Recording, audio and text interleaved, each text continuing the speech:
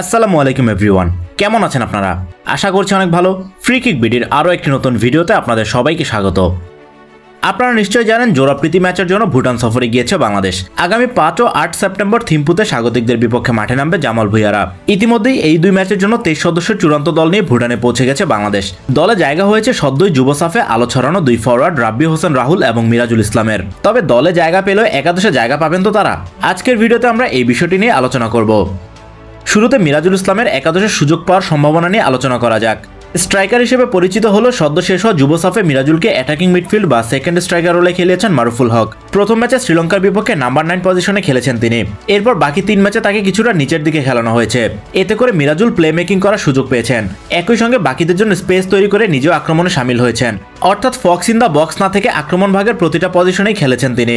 কখনো স্ট্রাইকারের পেছনে ফাঁকা স্পেস কাজে লাগানো, আবার কখনো উইং ধরে আক্রমণ উঠেছেন। তারপর সময় মতো বক্সে ঢুকে গোলের সুযোগ তৈরি এবং গোলের দেখাও পেয়েছেন তিনি।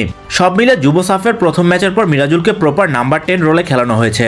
আর এই পজিশনে খেলে মিরাজুল করেছেন 3টি গোল এবং 1টি অ্যাসিস্ট। এর আগে শ্রীলঙ্কার বিপক্ষে নাম্বার 9 হিসেবে খেলেও গোলের দেখা পেয়েছেন। সব মিলে যুব সাফে 4টি গোল এবং 1টি অ্যাসিস্ট করে সেরা খেলোয়াড় এবং সর্বোচ্চ গোলদাতার পুরস্কার জিতেছেন মিরাজুল। কিন্তু হাভিয়ার ক্যাভরেরা মিরাজুলকে কোন পজিশনে খেলাবেন? অবশ্য শুরুর একাদশে তার জায়গা পাওয়ার সম্ভাবনা খুবই কম, কারণ বাংলাদেশের একাদশে নিয়মিত খেলা ফুটবলাররা সবাই বর্তমান দলে রয়েছেন।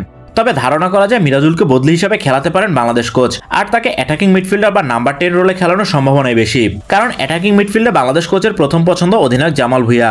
তবে জামালকে অধিকাংশ ম্যাচেই 60 থেকে 70 মিনিটের মধ্যে তুলে নেওয়া হয়েছে, তাই জামালের জায়গায় মিরাজুলকে সুযোগ দেওয়া হতে পারে। অবশ্য সুযোগ পেতে তাকে মুজিবুর রহমান জনির সঙ্গে লড়াই করতে হবে। গেল কয়েক ম্যাচেই জামালের জায়গায় জনিকে নামানো হয়েছিল। রবিউল হাসানকেও কয়েকটা ম্যাচে জামালের জায়গায় খেলানো হয়েছে, তবে তিনি এবারের দলে নেই। আর মুজিবুর রহমান জনি গত মৌসুমে খুব একটা প্লেইং টাইম পাননি। তারপর অবশ্য তিনি জাতীয় দলে নিয়মিত রয়েছেন এবং ম্যাচও খেলেছেন, তাই তার দলে থাকা নিয়ে হয়েছে নানান বিতর্ক। তাই মিরাজুলকে কিছু সময় অ্যাটাকিং মিডফিল্ডে খেলানো হতে পারে। এবার আসি রাব্বি হোসেন রাহুলের খেলার সম্ভাবনা নিয়ে। এর আগে 2বার জাতীয় দলের সঙ্গে থাকলেও এখনও মাঠে নামার সুযোগ হয়নি তার। গত মৌসুমে ব্রাদার্সের হয়ে দুর্দান্ত মৌসুম কাটিয়ে আলোচনায় আসেন রাহুল। বাংলাদেশ প্রিমিয়ার লিগে 18 ম্যাচে 6টি গোল করেন তিনি। এবারে যুব সাফেও বেশ দারুণ পারফর্ম করেছেন রাহুল। প্রপার লেফট উইঙ্গার হিসেবে নজর কাড়া গতি, ড্রিবলিং, বল কন্ট্রোলিং এবং ক্রসিং সবার নজর কেড়েছে। মাত্র 1টি গোল এবং 2টি অ্যাসিস্ট করলেও রাহুলের পারফরমেন্স ছিল বেশ উজ্জ্বল।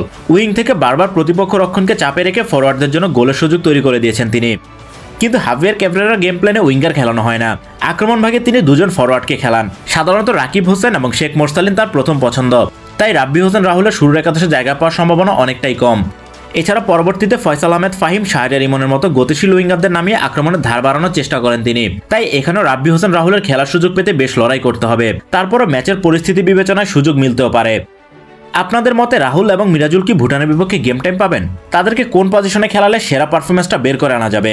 আপনাদের মূল্যবান মতামত অবশ্যই কমেন্টে জানাবেন। আজকের ভিডিও এই পর্যন্তই। দেখা হচ্ছে পরবর্তী ভিডিওতে। সবাই ভালো থাকুন, সুস্থ থাকুন এবং ফ্রি কিক বিডির সঙ্গেই থাকুন। এতক্ষণ সাথে থাকার জন্য সবাইকে ধন্যবাদ।